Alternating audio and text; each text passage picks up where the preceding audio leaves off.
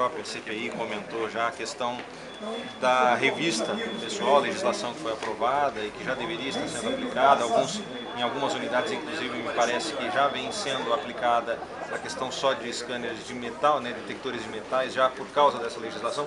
Como é que o Estado está lidando com isso, a implantação de scanners corporais e a não existência desse equipamento, em par com essa legislação? Bom, o Estado de São Paulo vai precisar de quase 200 equipamentos de scanner corporal. Cada equipamento custa R$500 mil. Então nós optamos pela locação. A locação por mês é R$10 mil cada equipamento. Nós adquirimos 5 scanners pelo processo de locação.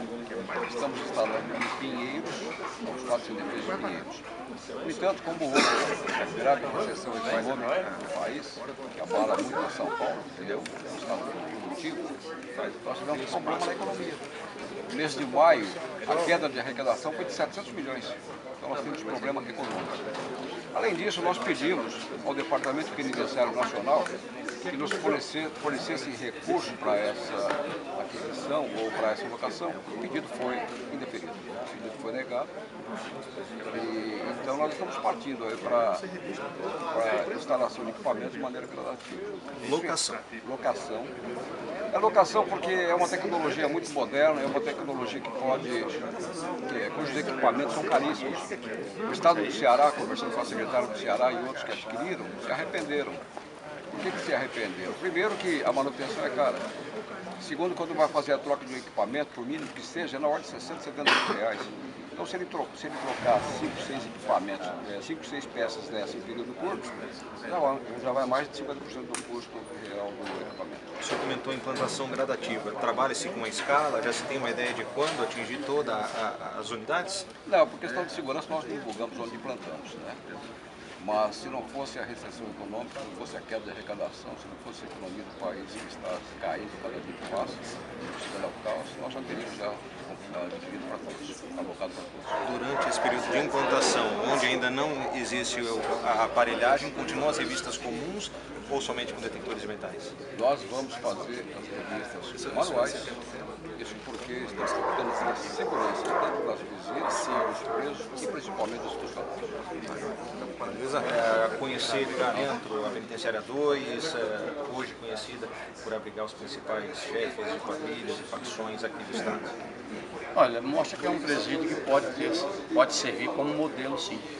As reclamações que existem são reclamações feitas pelos presos. No momento que pode ser constrangedor é o da visita. Eu acho que presídio não é feito para aliviar a pena de ninguém. O que se quer é dignidade para cumprir pena.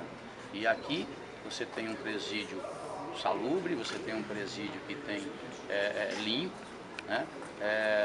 Com atendimento médico, que ainda não é o suficiente, porque não tem estrutura de um hospital, mas pelo menos tem uma unidade preparada para uma coisa emergencial, né? Tem uma equipe de intervenção rápida bem atuante. Quer dizer, uma coisa que pode ser estendida para outros estados, né? Aí vão dizer, mas São Paulo tem dinheiro. Sim, mas os governantes têm que entender que nós temos que investir nesse sistema.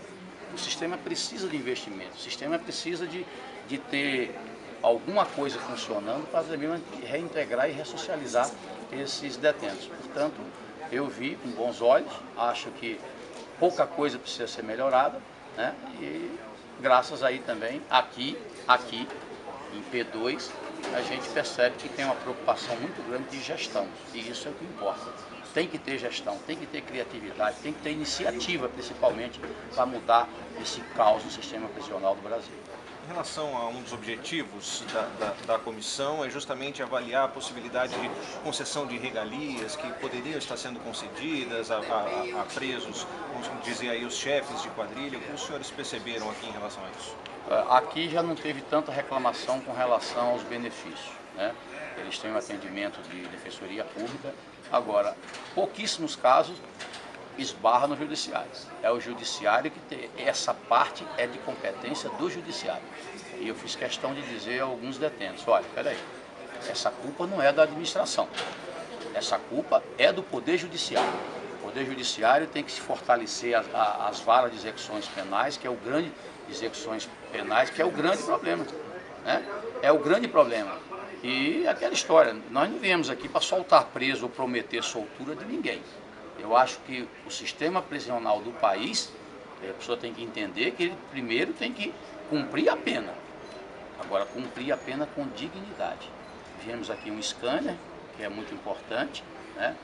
Enfim, eu saio daqui pelo menos com uma boa impressão desse estabelecimento, né? Esse estabelecimento pode ser divulgado para o resto do país. Agora, deputado, em relação à questão de regalias, no sentido do que a gente andou vendo em alguns presídios em relação a Pedrinhas, por exemplo, e outros presídios, onde chefes de quadrilha tinham alguns benefícios dentro da cela, algumas comodidades, a situação aqui o senhor percebeu diferente em relação a isso? Bem diferente, né?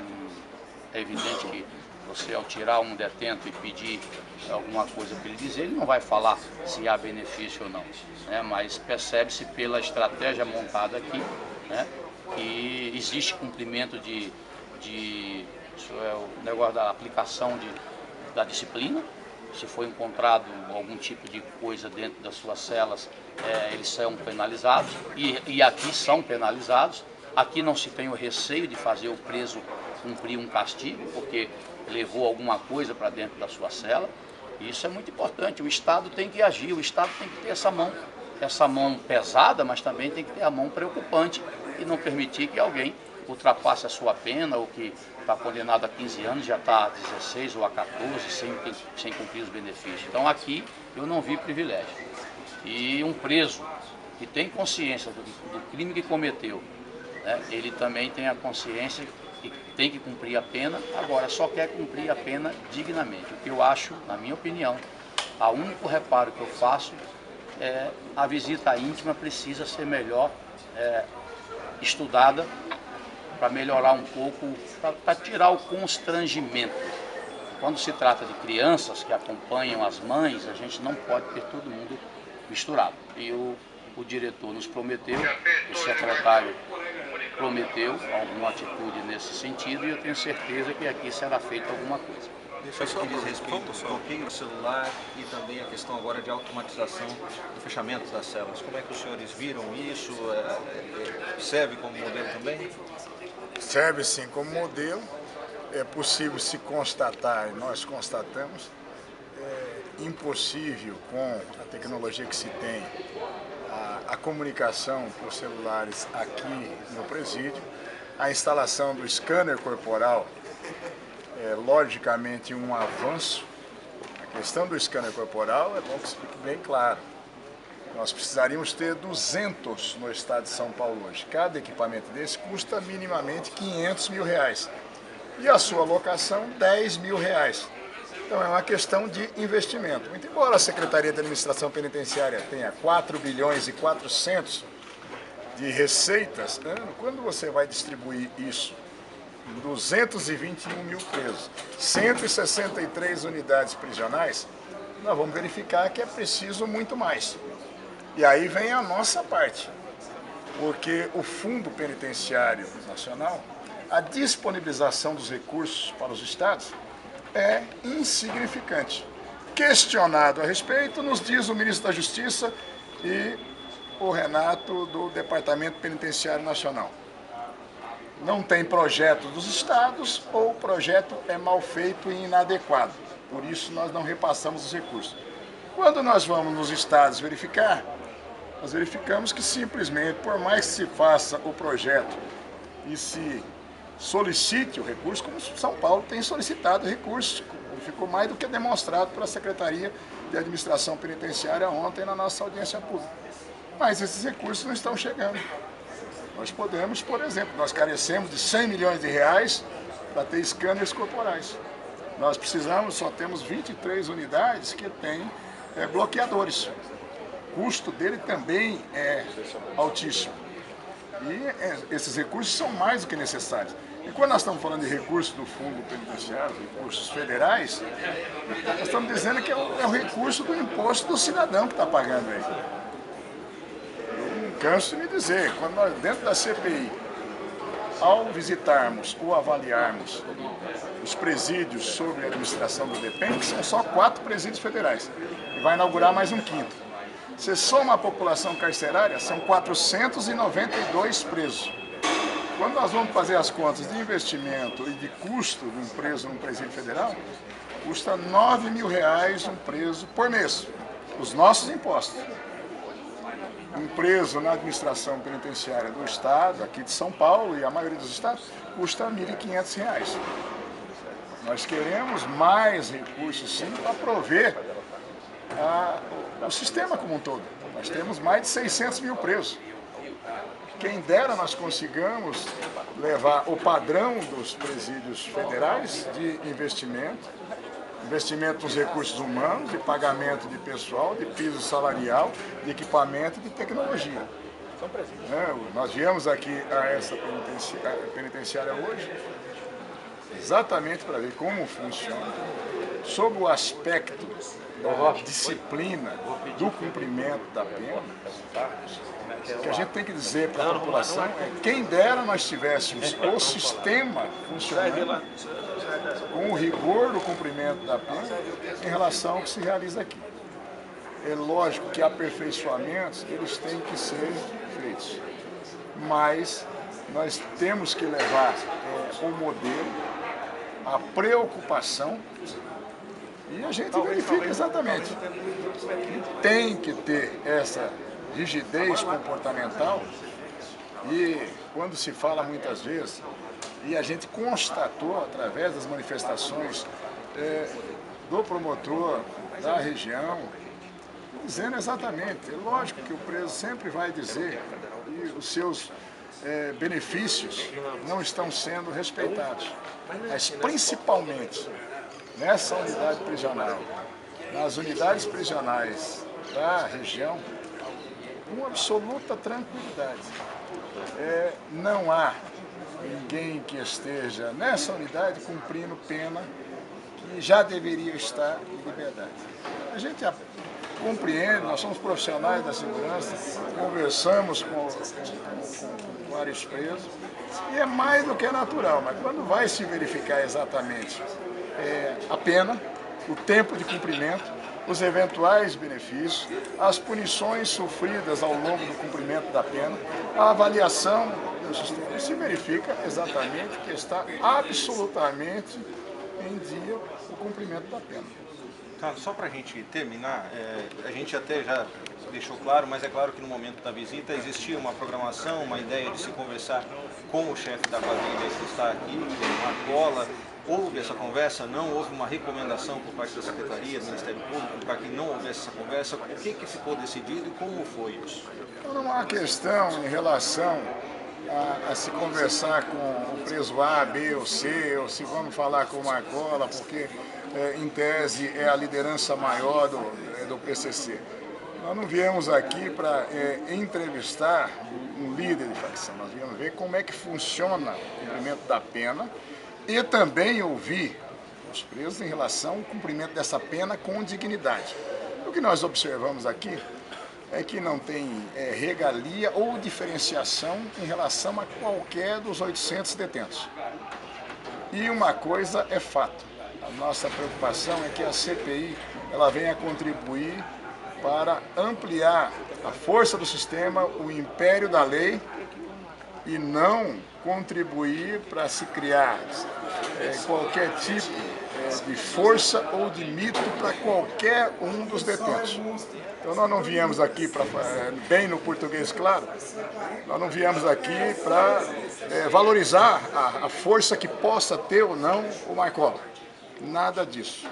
Tanto que nós pedimos e conversamos com diversos detentos que nos trouxeram contribuições para a CPI da visão do apenado em relação ao cumprimento da pena. Isso vai ser objeto do relatório da CPI, aberto e transparente, e exatamente esse que é o nosso objetivo. Então, logicamente, no momento em que pensamos, ou que a CPI definiu, de ouvir detentos, nós tivemos o aconselhamento técnico do Ministério Público, da Secretaria de Administração Penitenciária e o alerta até para que não potencializássemos a força de nenhuma liderança. Poderia parecer que dentro do sistema prisional, olha, os deputados vieram aqui pedir, pelo amor de Deus, para um líder de facção. Não é nada disso. E nós deixamos absolutamente claro para os detentos: o cumprimento da pena não é objeto de qualquer medida da CPI. A CPI ela está exatamente para propor medidas legislativas, sugestões de investimento, de gestão, de modernização no sistema. E é esse que é o nosso objetivo. Daí não termos feito a opção de ouvir o detento A, B ou C e simplesmente alguns detentos que foram disponibilizados para que nós conversássemos. Para falar sobre esse momento da visita, e o senhor, por ter a experiência no seu estado, dentro do que viu aqui, dá para fazer um comparativo, o que se vê pelo Brasil e o que se viu aqui? Acho que o nosso grande objetivo nessa CPI é tentar apresentar um modelo novo, né? E a P2 ela certamente vai ser levada em consideração. O meu estado, o Acre, tem um sistema penitenciário caótico, né, onde nós temos lá situações em que são muito próximos ao de Pedrense, que o Brasil inteiro conhece. Mas nós vamos lá ao Acre também para levantar os problemas. Aqui, certamente, pelo que nós vimos no presídio, pode ser, pelo menos uma boa parte do que nós vimos aqui, pode ser levado e apresentado como um modelo, uma alternativa. Acho que esse é o grande objetivo da CPI. Falta dinheiro? Não acredito que seja falta de dinheiro. Os colegas aqui falaram que o Fundo Penitenciário Nacional tem 2 bilhões de recursos que são arrecadados das loterias e que estão lá parados, e o governo federal faz questão de não investir. Estados mais pobres precisam desse recurso, São Paulo também precisa. O que não se admite é que tenha 2 bilhões parados, enquanto o sistema penitenciário, segundo o próprio ministro da Justiça, é medieval. Então acho que está faltando gestão também da parte do governo federal, do Departamento Nacional Penitenciário. Esse recurso não era para estar parado, era para estar sendo investido nos presídios brasileiros. Daniel Grandon, presidente do Sindasp, para falar sobre essa visita e o que os agentes aqui apresentaram para a CPI que podem contribuir em relação a esse trabalho que você fez. Bem, foi muito importante essa visita. Nós temos muito ao que aprender, temos muito ao que melhorar. No estado de São Paulo temos centenas de agentes sendo executados pelo crime organizado, sendo mortos. Nós temos agentes sendo agredidos. Essa unidade P2 ela está sendo automatizada. Os deputados gostaram muito da questão da automatização que está sendo feito, que iniciou aqui na nossa região e está sendo levado para todo o estado de São Paulo, e agora com a CPI carcerária vai ser levado para todo o Brasil essa automação das unidades prisionais. Então isso foi um fator positivo na visita da CPI carcerária. Temos muita coisa ainda para conseguirmos, para conquistarmos na questão de legislação. Temos um problema grave aí com relação aos escâneres corporais.